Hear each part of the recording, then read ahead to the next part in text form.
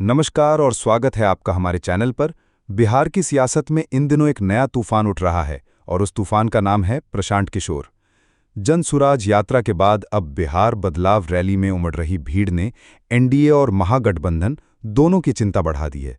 क्या पीके वाकई तीसरी ताकत बन के उभर रहे हैं और क्या जनता पारंपरिक राजनीति से अलग विकल्प की तलाश में है? आज हम इसी पे बात करेंगे। ये तस्वीरें जो बिहार की राजनीति का मूड बदल रही हैं, ये बताने के लिए काफ़ी हैं कि प्रशांत किशोर को जन समर्थन तो मिल रहा है। ये सिर्फ भीड़ नहीं है, ये संकेत है उस बदलाव का जिसकी बात पीके महीनों से कर रहे हैं। लंबे समय से चुनावी रणनीतिकार रहे प्रशांत किशोर अब खुद राजनीति की पिच पर उतर चुके हैं और उनकी पदयात्रा जन सुराज ने उन्हें सीधे जनता से जोड़ा है।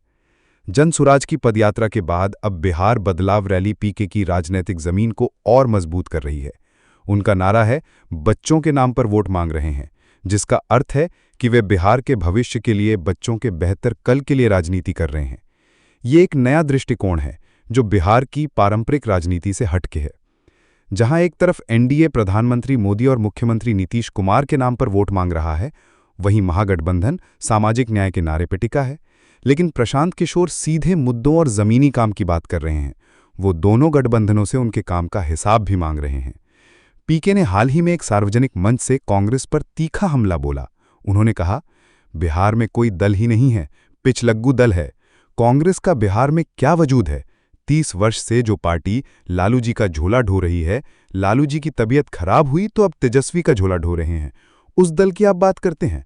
कांग्रेस की बिहार में क्या हैसियत है? पीके यहीं नहीं रुके।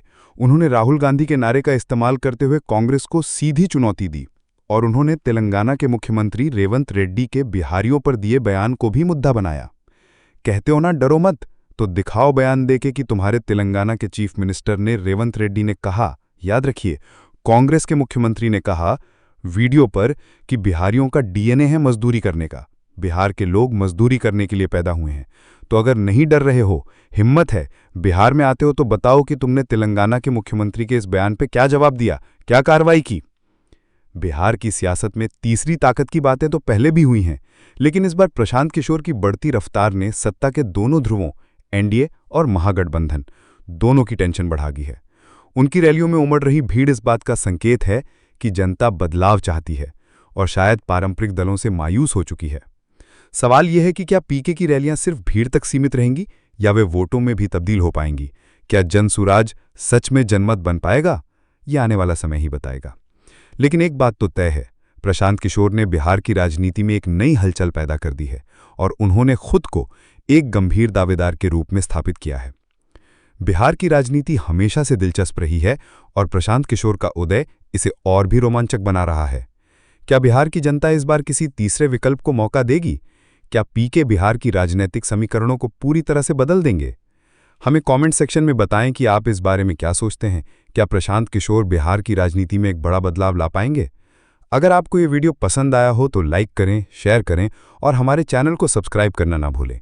मिलते हैं अगले वीडियो में।